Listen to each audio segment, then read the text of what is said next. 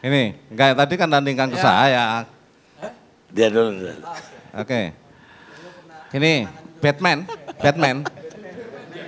Ini Pak, kalau bisa memfasilitasi dalam kasus Taman BMW yang Pak Ahok bilang nggak ada korupsi atau kerugian negara, saya, Pak Triatma, Pak Ahok, ya, Kepala Kanwil BPN Jakarta Utara, adu data 1 miliar masing-masing. Nanti kalau menang boleh ambil, tapi kalau aku yang menang, ya kalau aku yang menang, enggak saya aja, tetap saya.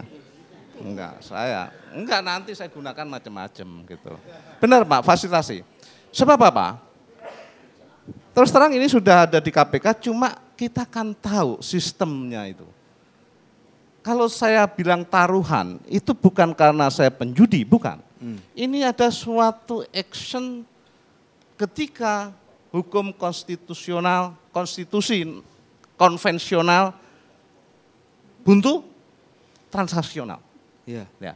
Kalau mau. Kedua, yang tadi Bapak katakan, kalau itu kaitannya itu tadi, saya sedih. Mengapa udah jelas ada kerugian negara, bilang memberikan kewajiban tapi bodong. Gitu loh, Pak Ahok ini. Ya. Cobalah fasilitasi. Dan nanti yurinya bisa diambil dari Polda, Direktur Serse Kriminal Umum itu. Boleh? Boleh, juri. Pak Prianto, gini Pak. Enggak, sebentar. Ngerti mengapa itu saya ambil juri? Ya. Karena ketika Pak Ahok minta tanggal 7 Oktober yang lalu untuk eksekusi Taman BMW, saya nulis di media, Polda Metro Jaya dan Kodam Jaya jangan membebek gubernur. Akhirnya saya dipanggil ke Polda sana. Saya sampaikan, ini loh. Akhirnya apa? Waduh Pak. Akhirnya enggak jadi, karena enggak ada bantuan polisi. Karena tahu tanah itu tanah haram. Bermasalah, gitu loh. Ya, bermasalah. Jadi saya dulu itu pendukung loh, gitu loh. Dan masih dukung Pak? Masih dukung nggak sekarang? Lah, ya sudah enggak lah, uang saya bilang ini korupsi nggak ditangkap Pak gimana? Kan berseberangan, gimana? Nah, enggak, kalau sekarang kalau Podomoro kan Pak Arisman, lagi sih udah ditangkap. Nah, kalau yang tanda tangan BMW itu Pak Trihatmanya. Jadi kalau bisa, ya kalau Sekda dan lain sebagainya itu mau diturunin langkahnya juga boleh juga. Karena itu membela benar katanya gitu. Rakyat Indonesia itu nggak suka sama korupsi. Kerugian negara itu nggak suka. Iya. Iya kan? Nah ini saya tantang gitu.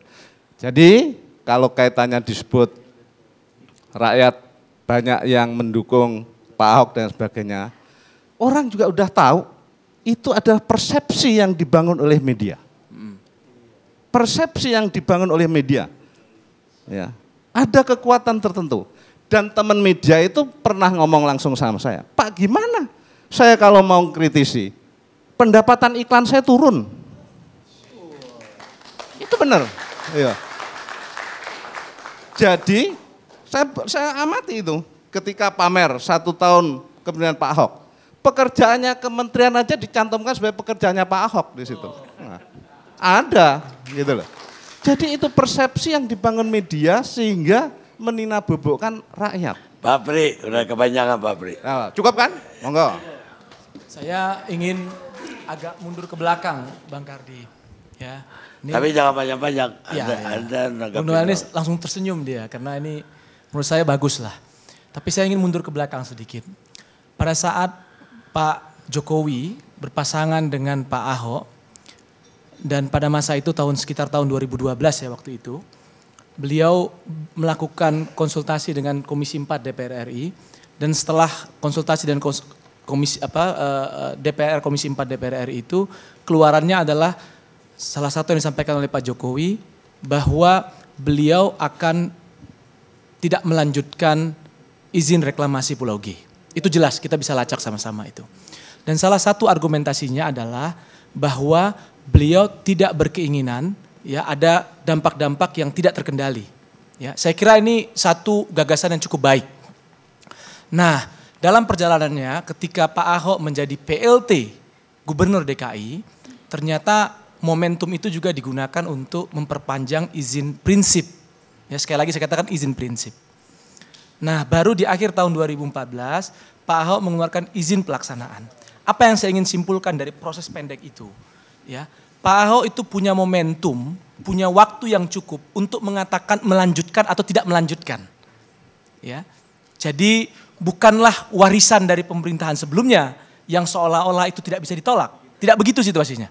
Ya, dalam peraturan perundangan. Yang kedua yang saya ingin sampaikan juga, logika yang paling baik untuk membaca reklamasi ini adalah kita harus punya dulu tata ruangnya, zonasi wilayah pesisirnya. Di dalam zonasi wilayah pesisir inilah kita berbicara tentang di mana tempat nelayan kita hidup layak. Di mana tempat laut kita yang dikonservasi.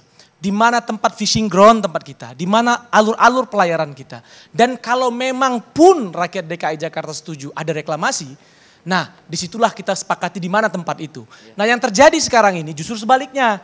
Ya, reklamasinya sudah ada, pulaunya sudah terbangun, bahkan sudah banyak atau bahkan saya ingin menggunakan tanda petik sebagian warga yang tertipu ya dengan harga yang dijual belikan itu ya.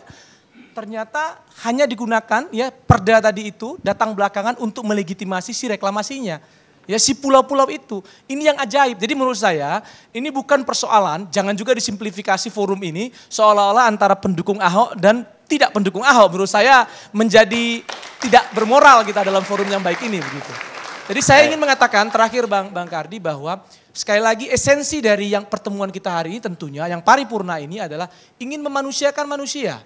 Ya, jadi demokratisasi dalam pengelolaan sumber daya alam kita itu harus dimulai dengan benar nggak rakyatnya mau ada reklamasi di situ dan faktanya tidak. Saya ingin mengundang di sini ada nelayan Teluk Jakarta. Ya, tolong berdiri Bapak-bapak. Ya, ada lagi yang lain di luar ya. Silakan berdiri. Ya. Jadi ada lagi yang di luar. Jadi kalau dikatakan mendukung reklamasi menurut saya salah besar itu. Ya, tidak benar itu. Ya, kalau ada dikatakan nelayan Teluk Jakarta itu mendukung reklamasi tidak benar. Baik, karena nelayan sejahtera itu udah yang jelas, bersih. udah jelas. Gitu. Saya kira itu. Ada Terima punya kasih. jawaban? Persoalan jawaban selalu ada Bang Karni. Persoalannya hari ini bukan lagi kita terjebak dengan yang kayak kawan kita itu dukung-mendukung.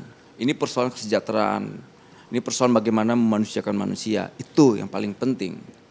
Kalau seandainya kawan-kawan bicara tentang persoalan, itu persoalan teknis bos. Gitu loh. Substansinya masyarakat di sana yang akan direklamasi sejahtera atau tidak ketika pasca direklamasi, itu yang paling penting. Nah misal kayak Pak Prianto, model-model janji Pak Prianto ini kan model-model elit ya. Elit yang selalu menjanjikan, nanti kalau seandainya Jokowi menang, saya akan jalan kaki itu dari Jakarta ke Solo. Kemudian ada yang pengen loncat dari mana. Saya rasa rakyat sudah nggak percaya dengan hal itu. Nah hari ini yang konkret bagaimana caranya mendorong Ahok untuk tetap komit dengan cita-cita yang kita bangun itu aja sih. Itu loh.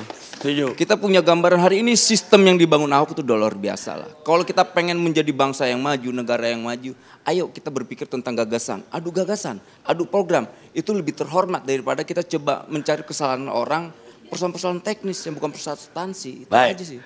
Anda tadi mengatakan yang jadi perdebatan itu kompensasi lahan antara 5% dan 15%. Ahok maunya 15%. Sementara banyak DPRD yang mau 5% aja untuk DKI. Jadi kan rugi itu rakyat, pemerintah daerah. Tapi ada pada melihat keputusan Gubernur Ibu Kota pada 2014, 2238. Ini gubernur menandatangani dan gubernurnya Pak Basuki T. Purnama. Di sini dia cuma minta 5%. Tapi itu kan sudah disanggah Pak. Pak Karni itu sudah disanggah. Maksudnya Itu apa? sudah disanggah. Sanggahnya gimana? Itu disanggahnya karena Pak Ahok, Pak Gubernur melihat ini sangat merugikan.